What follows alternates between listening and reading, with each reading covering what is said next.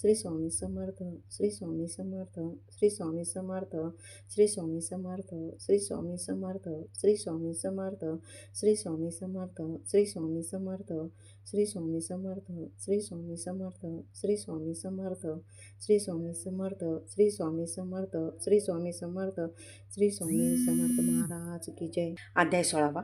श्री गणेशाय नमः. भक्तजनतानार्थ यतिरूपे श्री दत्त भुवरी प्रकट होत अक्कलकोटी वास केला. जे जे झाले त्यांचे भक्त त्यात श्रेष्ठ स्वामी सुत. ऐकता त्यांचे चरित्र महादोष जातील. प्रसिद्ध मुंबई शहरात हरिभाऊ नामे विख्यात. आनंदे होते नांदत निर्वाह करीत नोकरीने. कोकण प्रांती राजापूर तालुक्यात इटिया गाव सुंदर. हरिभाऊ तेथील राहणार. जात मराठी तयाची. ते होत त्या गावचे. होते संपन्न पूर्वीचे. त्याच गावी तयाचे माता बंधू राहती. मुंबईत तयाचे मित्र ब्राह्मण उपनाव पंडित. ते करिता व्यापार त्यात तोटा आला तयासी. एके समय पंडितांनी स्वामी कीर्ती ऐकली कानी. त्यावा भाव धरुणी मनी नवस केला स्वामी ते. जरी 8 दिवसात मी होईल कर्जमुक्त. तरी दर्शना त्वरित अक्कलकोटी येईन. हरिभाऊ आणि त्यांचे मित्र आपूचा व्यापार करिता त्यात. आपणा नुकसान सत्य येईल असे वाटले. त्यांनी काढली एक युक्ती. बोलावूनी पंडिताप्रती. सर्व वर्तमान त्या सांगती. म्हणती काय करावे. हे नुकसान भरावयासी. द्रव्य नाही आमापासी. फिर्याद होता अब्रुसी. बट्टा लागेला आमुच्या.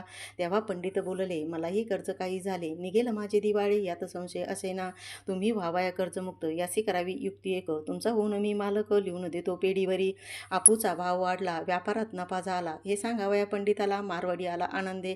अक्कलकोटी स्वामी समर्थ सांप्रत काळी वास करीत. त्यांचीच कृपा ही सत्य. कर्जमुक्त झालो आम्ही.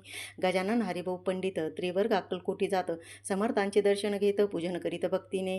तेव्हा समर्थ तयाशी. शिवराम मारुती ऐसी. नामे दिदली त्रिवर्गासी. अनेक मंत्र दिदले. पंडिता राम म्हटले. गजानना शिवनाम दिदले. मारुती हरिभाऊच म्हटले. तिघे केले एक रूप. मग समर्थ त्यावेळे त्रिवर्गाजवळ बोलाविले. तिघाशी 3 श्लोक दिदले. मंत्र म्हणून ते ऐका. श्लोक. गुरुर ब्रह्मा गुरुर विष्णू गुरुर्देव महेश्वर गुरु साक्षात परब्रह्म तस्मै श्री गुरवे नमः. ऐसा मंत्र हरिभाऊ ते दिदला असे समर्थ. तेव्हा त्याच्या आनंदात ते पारावार नसेची. दुसरा मंत्र गजाननाला त्यावेळी श्रीनी दिदला. तेव्हा त्याच्या मनाला आनंद झाला बहुसाळ. श्लोक. आकाशात पतितम तोयम यथा गच्छति सागरम सर्वदेव नमस्कारः केशवम प्रति गच्छति. संतोषले त्यांचे मन. मग पंडिताजवळ घेऊन एक मंत्रोपदेशन केले पावन तया ते. श्लोक. इदमेव शिवम इदमेव शिवम इदमेव शिवम इदमेव शिव. 300 रुपये त्यानी आणले होते मुंबईहून. त्याचे काय करावे म्हणून विचारिले समर्थाते. ऐसा प्रश्न ऐकून समर्थ बोलले त्या लागून. त्याच्या पादुका बनवून येथे आणाव्या सत्वर. काही दिवस गेल्यावरी त्रिवर्ग एके अवसरी उभे राहून जोडल्या करी आज्ञा मागती जावया. आज्ञा मिळती तयासी. आनंद आले मुंबईसी. हरिभाऊच्या मानसी ध्यास लागला स्वामींचा. त्या आत्मलिंग पादुका 14 दिवसापर्यंत देखा. पायी वागवी भक्त सका दिल्या नाही कोणा ते. हरिभाऊ एके दिनी समर्थ सानिध्य येऊन दर्शन घेऊन श्रीचरणी मस्तक त्यांनी ठेविले. तो समर्थ त्याप्रती घेऊन या मांडीवरती. वरदहस्त सत्वरगती मस्तकी त्याचे ठेविला. म्हणती तू माझा सुत झालास याचा निश्चित. परिधान करी भगवे वस्त्र संसार देई सोडून. मग चाटी कपणी जोळी समर्थ तयासी दिदली. ती घेऊन तयावेळी परिधान केली सत्वर. आत्मलिंग पादुका सत्वरी देती हरिभाऊच्या करी. म्हणती जाऊनी सागर तिरे किल्ला बांधून राहावे. जाऊनी आता सत्वर लुटवी आपला संसार. लोभ मोह अनुमात्र चित्ती तुवाना धरावा. आज्ञा ऐकून या ऐशी आनंद झाला मानसी. सत्वर आले मुंबईसी साधू वेश घेऊनी. असो हरिभाऊने काय केले. ब्रह्मणासी बोलाविले. संकल्प करून ठेविले तुळशीपत्र घरावरी. हरिभाऊ घर लुटविता तारा नामे त्यांची कांता. ती करी बहुता कंता घेत उरबडवणी. बिनवी ते जोडूनी कर अद्यापि स्वस्त करा अंतर. आपला हा विचार सोडून द्यावा प्राणप्रिया. ऐशी तियेची उत्तरे ऐकून या स्वामी कुमरे. समाधान बहुत प्रकारे करीत असे तियेचे. स्त्रियेच्या अंगावरील अलंकार तेही लुटविले समग्र. तिये दिदले शुभ्र वस्त्र परिधान करावया. आत्मलिंग समर्थे स्वामी सुता ते दिदले होते. त्या पादुका सुहस्ते मठा माझी स्थापिल्या. कामाठीपुरात त्या समयी मठ स्थापिला असे पायी. हरिभाऊ होऊन गोसावी मठा माझी राहिले. इति श्री स्वामी चरित्र सारामृत नाना प्राकृत कथा समत. सदा भाविक भक्त परिसतो. 16 अध्याय गोडहा. शिरस्तु शुभम भवतु. अध्याय 17. श्री गणेशाय नमः. मागील अध्याय कथा सुंदर. प्रख्यात जे मुंबई शहर. तेथे येऊनी स्वामी कुमार मठ स्थापिती समर्थांचा. स्वामी नामाचे भजन. त्यांच्या चरित्राचे कीर्तन. त्याहून व्यवसायान्य स्वामी सुत नेनती. स्वामी सुताची जननी काकूबाई नामे करुणी. तिने हे वृत्त ऐकून दुःख केले अनिवार. निज मातेचा शोक पाहून दुःखी झाले अंतकरण. ते लागी सावरून धरिले सत्वर प्रेमाने. नाना प्रकारे स्वामी सुत मातेचे समाधान करीत. मधुर शब्दे समजावीत परमार्थ गोष्टी सांगून. यासी पिसाच्य बाधा झाली किंवा कोणी करणी केली केली. याची सोय पाहिली पंचाक्षरी आणून. त्या समयी प्रख्यात थोर यशवंतराव भोसेकर जयसी देव मामलेदार सर्व लोक बोलती. ऐसा विचार करून पोटी दर्शना आल्या उठाउठी. सांगितल्या सुताच्या गोष्टी मुळापासून सर्वही. ऐकून या देव मामलेदार हसून देती उत्तर. त्याचे पिसाच्च लागले थोर माझे चिन दूर नोहेची. ऐसे उत्तर ऐकूनी दुःखीत झाली अंतकरणी. मग ते स्वामी सुताची जननी अक्कलकोटी येत असे. असो इकडे स्वामी सुत मुंबई माझी वास्तव करीत. हिंदू पारसी स्वामी भक्त त्यांच्या उपदेशे झाले. मठ होता कामाठीपुरात तेथे जागा नव्हती प्रशस्त. मग दिली कांदेवाडीत जागा एका भक्तिनीने. तारा नामे त्यांची कांता तीही त्रास देत स्वामी सुता. परी तयाच्या चित्तात दुःख खेद नसेची. कोणी एके समयासी नगरकर नाना जोशी सहज आले मुंबईसे. त्यांनी ऐकले वर्तमान. पाहुनी स्वामी सुताप्रती आनंदले नाना चित्ती. प्रेमानंदे चरणवंदिती स्तवन करती तयाचे. स्वामी सुते तयासी लावले स्वामी भक्तीसी. धन्य झाले नाना जोशी रंगले भजनी समर्थांच्या. पुढे जोशी बुवांनी स्वामींची पत्रिका करुनी ती अर्पावया श्रीचरणी अक्कलकोटी पातले. पत्रिका श्रीचरणी अर्पिली स्वामी मूर्ती आनंदली. समर्थ त्याची आज्ञा केली नगारा वाजवा म्हणून. नगारा वाजविता जोशी हसू आले समर्थासी. पाहून या स्वभक्तासी परमानंद झाला. असो अक्कलकोट नगरात शके 1793 प्रथम स्वामी जयंती करीत स्वामी सुत आनंदे. चेली खेडे ग्रामात प्रथम स्वामी प्रकट होत. विजय सिंग नामे भक्त गोट्या खेळत त्या सवे. स्वामी सुत दिवसे दिवस स्वामी भक्ती करी विशेष. जन लावले भजनास कीर्तिध्वज उभारिला. म्हणा माझी धरुणी कामना कोणी येताची दर्शना. त्यासी समर्थ करती आज्ञा सुताकडे जावयाची. स्वामी सुतई त्याप्रती मनातील खून सांगती. ऐकून जन चकित होती वर्णिती ख्याती सुताची. एकदा सहज स्वामी सुत अक्कलकोटी दर्शना येत. तेव्हा समर्थ राजवाड्यात राहिले होते आनंदे. स्वामी दर्शन घेतल्या विना तो न सेवी उदकान्न. ऐसे दिवस झाले तिनं निराहार राहिला. मग वाड्यासमोर जाऊन आरंभिले प्रेमळ भजन. जे करून रसे भरले पूर्ण ऐकले आतुनी राणीनी. सेवकासी म्हणे सत्वरी तुम्ही जाऊन या अवसरी. त्या साधुती मंदिरी प्रातून या अनावे. पाहून या समर्थासी उल्हास सुताचे मानसी. धावून या वेगेसी मिठी चरणी घातली. निज सुता ते पाहुनी आनंदले समर्थ मनी. कर फिरविला मुखावरून हस्ती धरून उठविले. अक्कलकोटी त्या अवसरी बहुत होते सेवेकरी. परी समर्थांची प्रीती करी स्वामी सुतावरी होती. स्वामी सुत रात्रंदिन समर्थापुढे करती भजन. पायी खडावा घालून प्रेमरंगे नाचती. एके दिवशी श्री समर्थ बैसले असता आनंदात. स्वामी सुत भजन करीत पायी खडावा घालोनी. एकांत समय साधून समर्थ सांगती तया कानी. आम्ही जातो निजधामी वारसा पुढे चालवावा. स्वामी वचन ऐकून स्वामी सुत निशब्द होई. कल्पानन साहित्यासी स्वामी विन कैसे जीवन. वारंवार विनवी स्वामीसी ऐसे न करावी काही. मी आजान लेकरू तू माझी आई. स्वामी धरती हृदयासी म्हणती आम्ही तव हृदयी. वास करून निश्चयी चिंतन काही करावी. असो मग स्वामी सुत ते स्थळ सोडून त्वरित नगराबाहेर येत मार्ग धरित मुंबईचा. स्वामी वचनी दुखावला अंतरी बहु खिन्न झाला. परतोनी नाही आला जन्मवरी अक्कलकोटी. त्या दुःखे उत्तरोत्तर क्षीण झाला स्वामी सुत. दुःख करी रात्रंदिवस चैन नसे क्षणभरी. तोच रोग लागला शेवटी आजारी पडला. ऐसा समाचार समजला अक्कलकोटी समर्थाते. स्वामी सुताची जननी राहत असे त्या स्थानी. तिने वर्तमान ऐकून विनवी ते समर्थाते. मग समर्थ त्या अवसरी मुंबईचे पाठविले सेवेकरी. म्हणती सुताते सत्वरी मज सानिध्य आणावे. परी सुत त्या सांगती आला नाही अक्कलकोटी. विरह दुःख त्याचे पोटी रात्रंदिन सलत असे. मग सांगती समर्थ त्यासे घालून पेटीत. घेऊन यावे त्वरित कोणीतरी जाऊनी.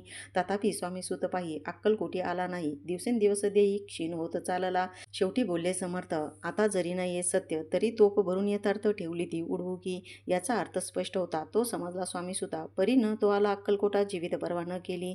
आजार वाढला विशेष श्रावण शुद्ध प्रतिपदेश. केला असे कैलासवास सर्व लोक हळहळती. अक्कलकोटी त्या दिनी समर्थ करती विचित्र करणी. बैसले स्नान करुनी परी गंधन लाविती. भोजनाते न उठती धरणीवरी अंग टाकीती. कोणा संगे न बोलती रुदन करती क्षणोक्षणी. इतुक्या माझी सत्वर मुंबईहून आली तार. श्रुत झाला समाचार स्वामी सुतगत झाला.